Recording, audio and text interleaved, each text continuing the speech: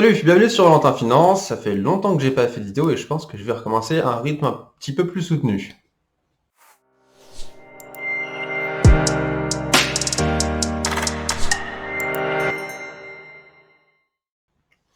Alors sujet du jour, je vais parler des actions pour changer, mais par rapport au, au temps, la temporalité d'investissement.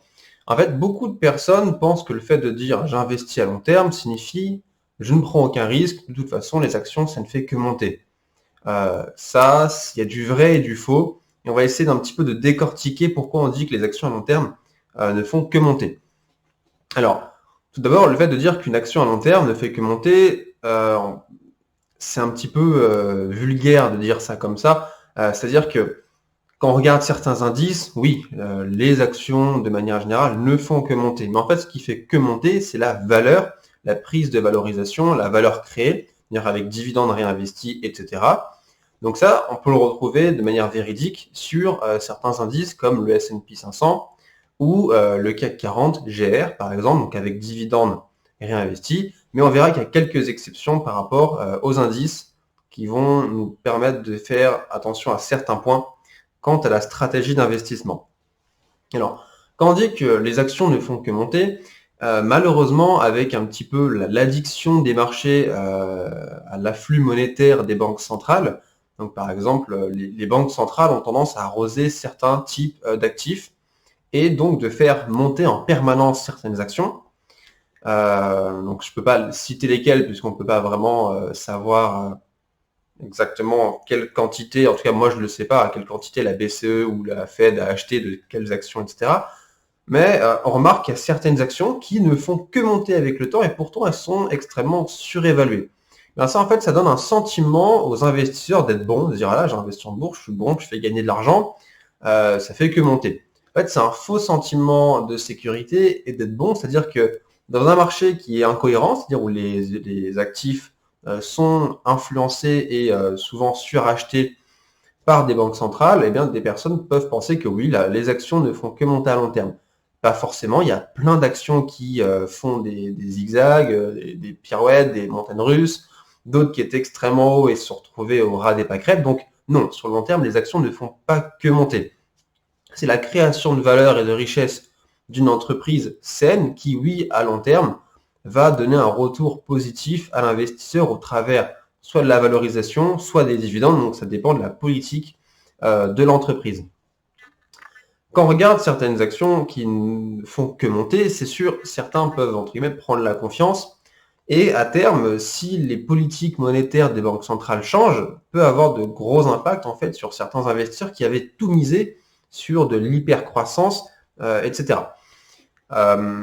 L'important en fait de bien choisir ces actions, c'est de ne pas se faire avoir par cet adage de les actions ne font que monter, etc. Non, c'est de se dire j'achète une entreprise pour telle raison, tel retour, telle politique de retour à l'actionnaire, etc. Donc vraiment, c'est un travail de recherche qui est censé être conséquent, qui vous permet à long terme, oui, d'être serein. Donc investir à long terme d'une certaine manière, c'est la garantie en fait de ne prendre quasiment aucun risque et d'avoir un retour positif.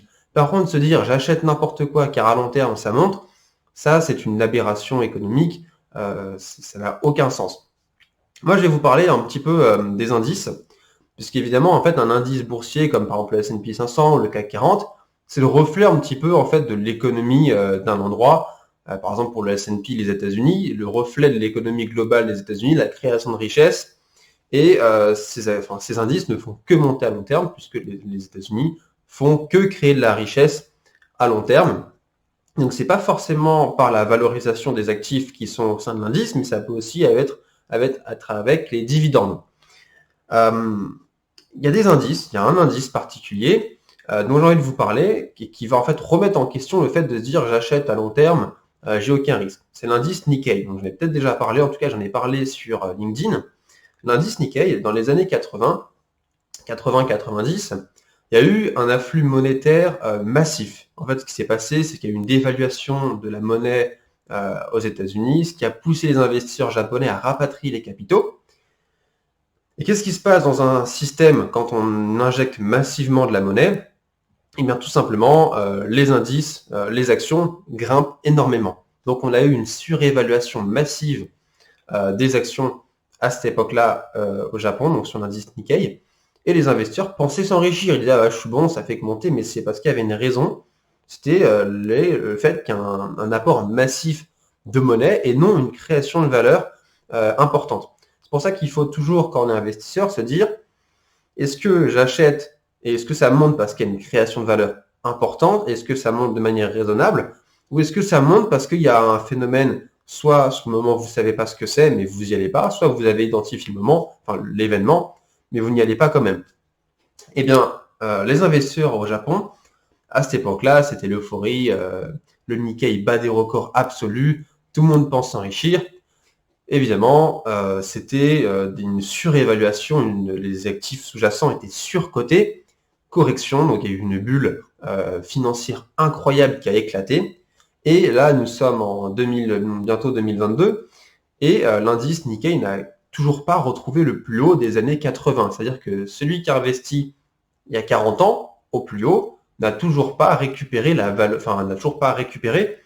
son argent. Il est toujours en moins-value. Donc, investir à long terme, oui, mais sur des bons actifs. Si vous investissez sur un actif en fait qui est extrêmement surcoté, qui est manipulé, etc., eh bien, sur le moment, sur le présent, vous avez l'impression de gagner de l'argent. Vous allez dire, voilà, moi je sais mieux que tout le monde, regardez, ça fait que monter. Mais en fait, c'est peut-être un événement extérieur qui est indépendant à la valeur intrinsèque de l'actif qui fait monter cet actif, donc soit une aberration économique, donc on peut l'avoir avec les banques centrales, soit un événement économique majeur, comme on l'a eu avec l'indice du Nikkei. Donc c'est pour ça qu'en fait, il faut faire extrêmement attention, être prudent, ne pas se focaliser sur le court terme et en fait se dire, je me concentre uniquement sur la valeur créée par l'entreprise et la valeur apportée par l'entreprise. Pas se dire ça monte, machin, non, ça on s'en fiche. Vous êtes un investisseur, vous analysez. Après, que l'action monte, descende sur le moment présent, vous avez analysé pour investir sur du long terme, donc avoir une création de richesse qui soit saine, de manière sécuritaire aussi, qui protège votre capital, parce que le but, le plus important, c'est d'abord de protéger le capital, et par ensuite s'enrichir. Si c'est juste pour voir une courbe qui monte de manière très forte pendant 2-3 ans, puis grosse correction, on perd tout, et on se retrouve comme les Japonais dans les années 80, eh bien là, il y a un gros problème. Donc par exemple, quand on investit sur un indice, si je reprends l'exemple de l'indice Nikkei ou le S&P, eh bien on analyse un petit peu cet indice. Est-ce qu'on se dit, voilà, est-ce qu'il est extrêmement surévalué? Est-ce que je dois y aller? Est-ce qu'il y a un événement particulier qui fait que c'est surévalué et j'y vais pas? Quelle est la valeur réelle de l'indice? Quel est le taux de croissance habituel de cet indice, en tout cas des entreprises qui composent l'indice? Et en fait, avec ce calcul global, vous dites, voilà, là, je peux aller sur cet indice-là, je vais éviter, là, c'est trop cher. En fait, si les investisseurs dans les années 80 ont fait ce petit effort en fait intellectuel de regarder donc la composition de l'indice et les actions et la croissance des actions à l'intérieur et la création de richesse, il n'y aurait pas eu autant de gens qui se seraient fait avoir par cette bulle. Sauf que le problème, c'est que l'être humain a tendance à être très court-termiste, se focaliser sur emmagasiner le plus maintenant et tant pis pour la suite parce que je suis même pas sûr qu'il y ait une suite. C'est vraiment une vision court-termiste. Donc en fait, ça permet d'avoir, quand on a cette vision entre guillemets de prendre du recul et d'analyser, de se dire, bah voilà, moi je préfère l'indice S&P 500 par rapport à l'économie américaine que l'indice, je sais pas, Nikkei, etc. Donc comparer les différents indices.